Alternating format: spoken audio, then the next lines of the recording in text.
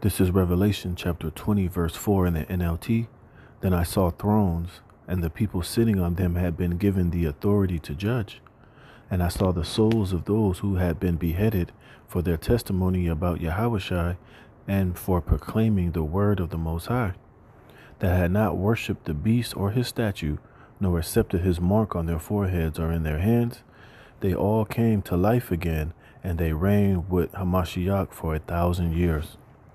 Shalom, shalom. Before I begin this lesson, I want to give all praise, honor, and the glory to Yahweh, Bahashem, Yahawashi. Double honors to the apostles and elders of Great Millstone that rule well, and peace and blessing be multiplied on all you brethren, pushing this word in all sincerity and in truth. To the hopeful elect, 144,000. All right, and the rest of the men, women, and children that will receive mercy from the Lord in these last days, as well as to all the scattered Israelites that are scattered amongst all these different nations that may look like the other nations, but your spirit is knit with this truth and with this gospel, no matter what you look like. Shalom unto you too.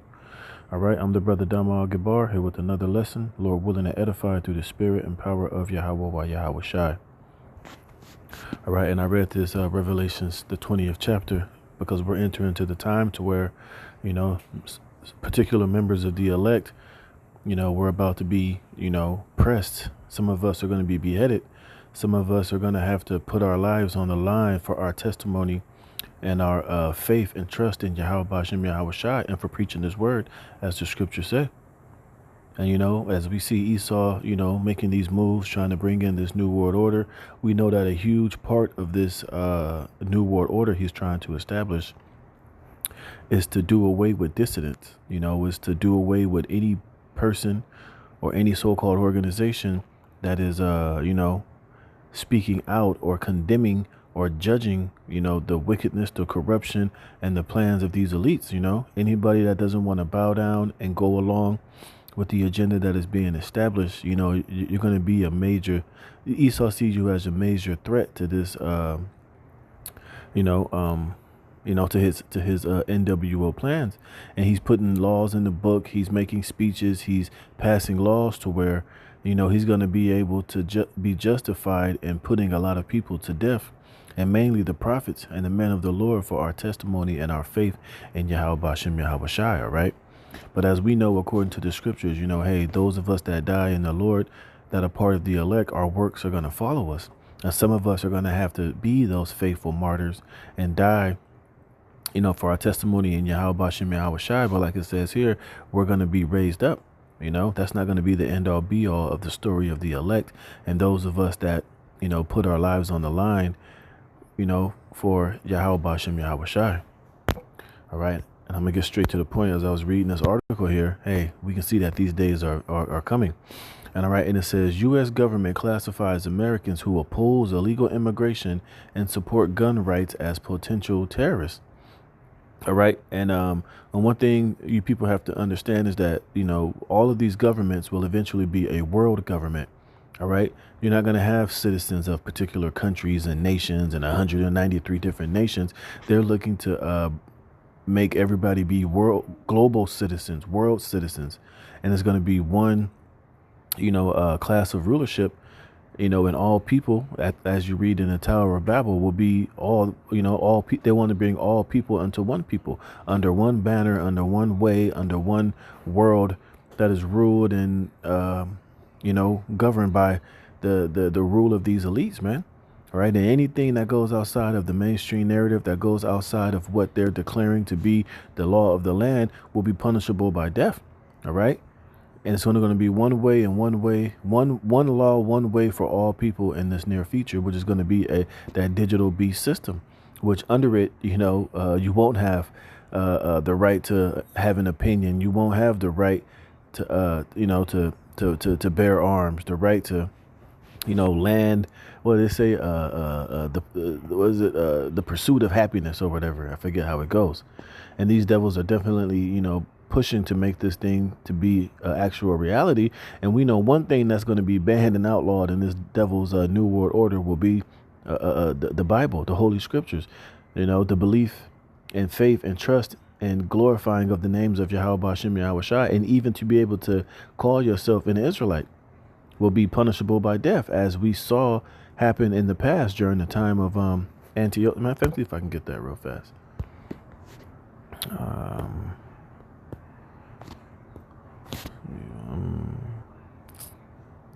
How's it go? Let me type in circumcised. Oh, let me do this. Proclaim.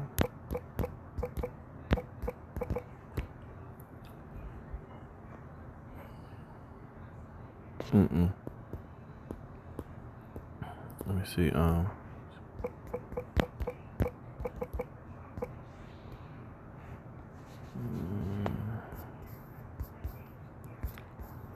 me see. I forget how it's worded, but let me see if I can get it.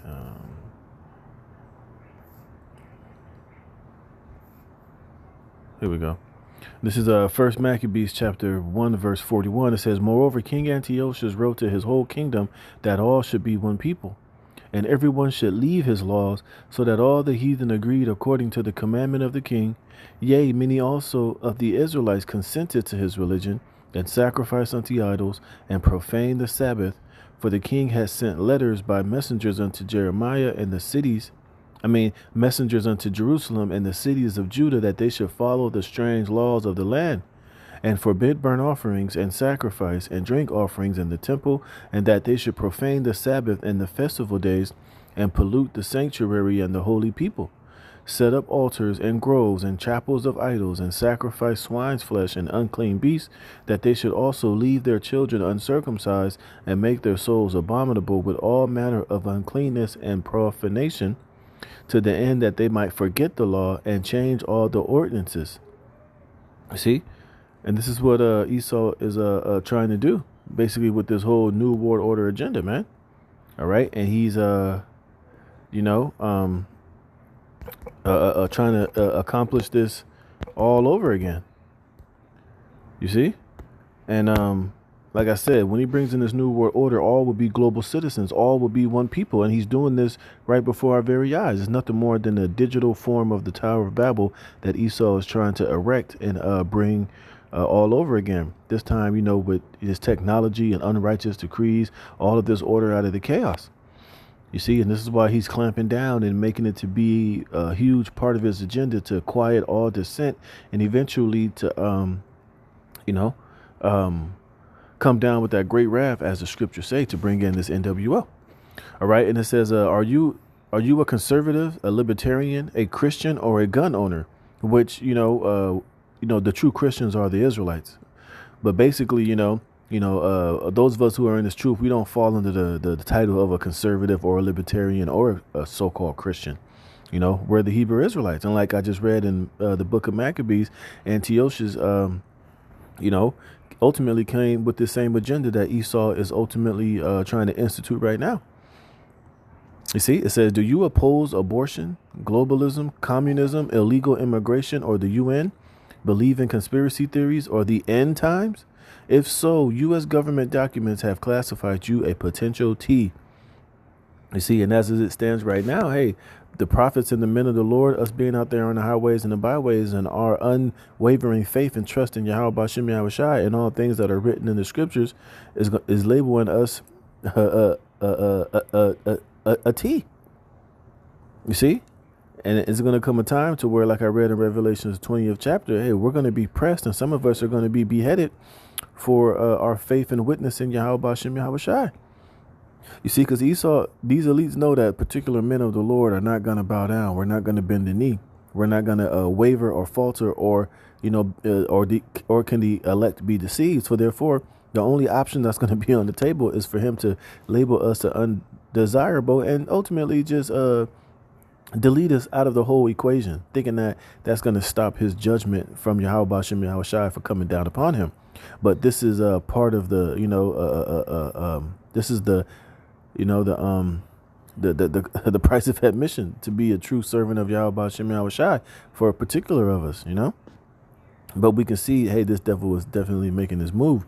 So we just got to be in the spirit and, understand that, hey, for some of us, this is going to be, the cross we're going to have to bear. For some of us, this is going to be, how we're going to have to enter into the kingdom of heaven is through, being beheaded and being grabbed up and being, you know, pressed in this type of manner, you see.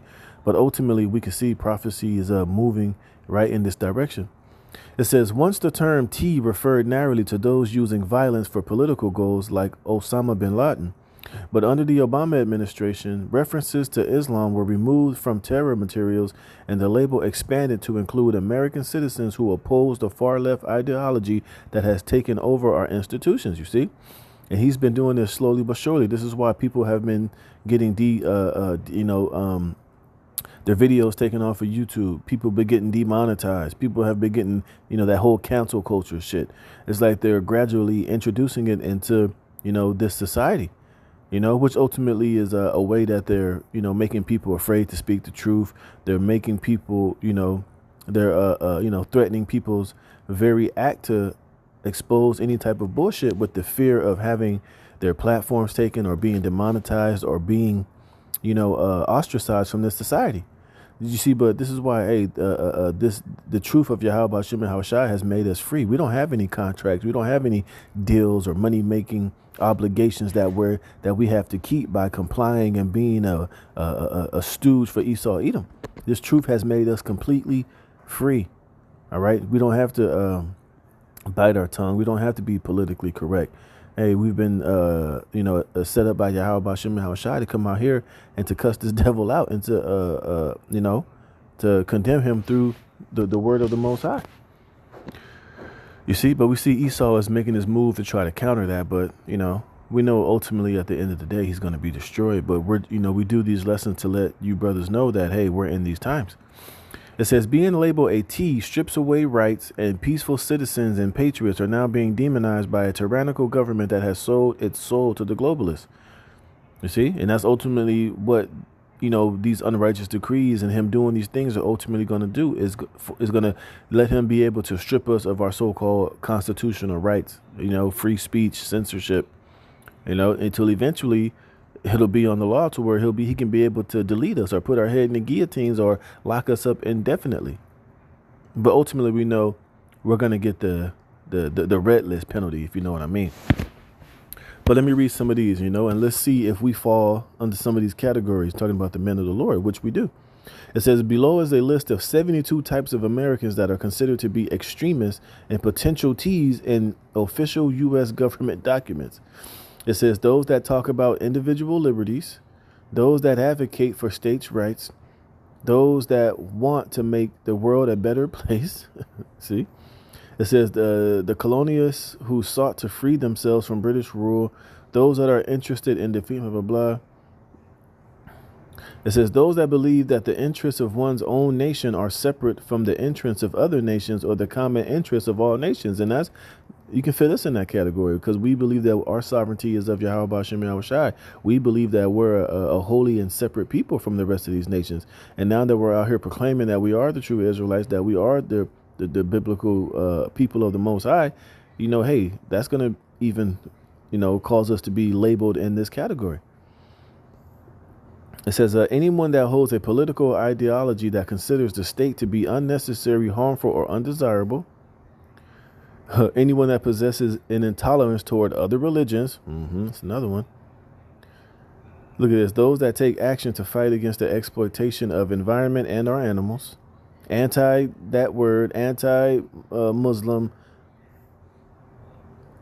Opposition to equal rights for gays and lesbians. Yeah, you see. What else? It says members of the Christian Action Network. Anyone that is opposed to Agenda 21, anyone that is engaged in conspiracy theorizing, you see, anyone that anyone that believes in government conspiracies to the point of paranoia, anyone that is frustrated with mainstream ideologies, see.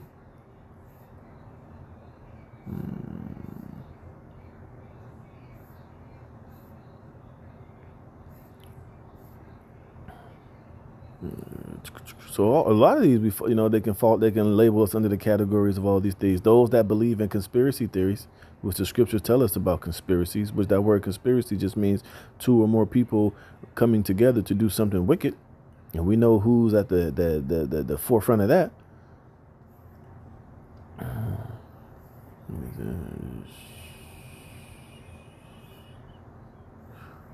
Anyone that is anti-abortion. What else? Anyone that believes in the right to bear arms. Those that talk about the New World Order in a derogatory manner. Those that have negative views of the UN. Look, those that believe in end time prophecies. You see?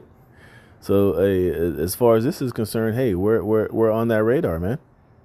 It says the group of people in the list above are considered problems that need to be dealt with. In some of the documents referenced above, members of the military are specifically warned not to have anything to do with such groups. We are moving into very dangerous times in the American history. You can now be considered a potential T just because of your religious or political beliefs. Free speech is becoming a thing of the past, and we are rapidly becoming an Orwellian. Yeah, like the scriptures tell you, they hate him that. Let me get that real fast, man. They hate him that rebuketh in the gate, man. And we're rebuking Esau to the fullest via the Holy Scriptures, man. You don't think he's gonna have that great hatred and to come at us? All right, and this is Revelation chapter 12, verse 12. It says, "Therefore rejoice, ye heavens, and ye that dwell in them. Woe to the inhabitants of the earth and of the sea, for the devil is come down unto you, having great wrath, because he knoweth that he hath but a short time." You see? And he has a short time to establish this new world order, which is being exposed. Esau was on the ropes. Hey, the Lord is shining the light on all of his wickedness through the creation of the internet, TikTok, YouTube, on every social media platform. Pretty much, this devil was being outed, man. First and foremost by the mouth of the prophets, and by the third witnesses, which the elder Yahawashi likes to bring up, which is these other nations and Esau tongue falling upon him. You see? So this devil was being exposed. Esau is being made bare. So now, only thing that's left for him to do was just, do what he got to do and come down with that great wrath, as the scriptures say he's going to do. But in the meantime, us brothers got to be in the spirit and understand that, hey, we're just living in these times, man. And that's why we got to stay prayed up. We got to stay in the spirit and understand that, hey, Yahawashi is going to intervene on the behalf of the elect, man. So we can't get weak now. We can't get scared and tuck it in now that this devil is getting ready to come with it. Hey, we just got to stand firm, and the Most High is going to, continue to be with us regardless. Even if we do got to lay our life down, as scriptures say, our works are going to follow us, man. All right. There's no losing situation. There's no scenario where the elect lose, at all. Like the scriptures say, fear not him that could kill both body, that can kill the body, but fear him that can cast both body and spirit in hell, man. All right, so we ain't fearing Esau and what he can do. He's just a man at the end of the day. And even if he is to put us to death, it was sanctioned by Yahawashi in the first place.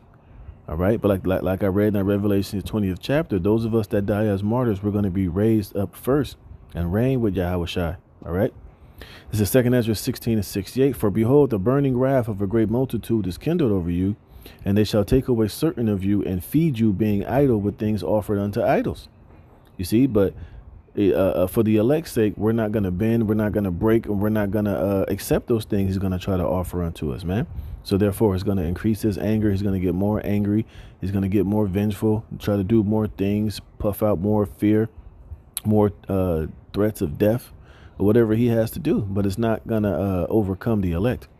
It says, "And they that consent unto them shall be had in derision and in reproach and trodden under foot," which is the 2/3.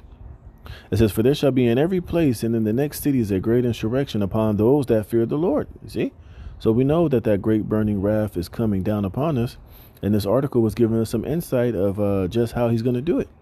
It says, "They shall be like madmen, sparing none, but still spoiling and destroying those that fear the Lord. For they shall waste and take away their goods and cast them out of their houses. Then shall they be known who are my chosen, and they shall be tried as the gold in the fire." You see?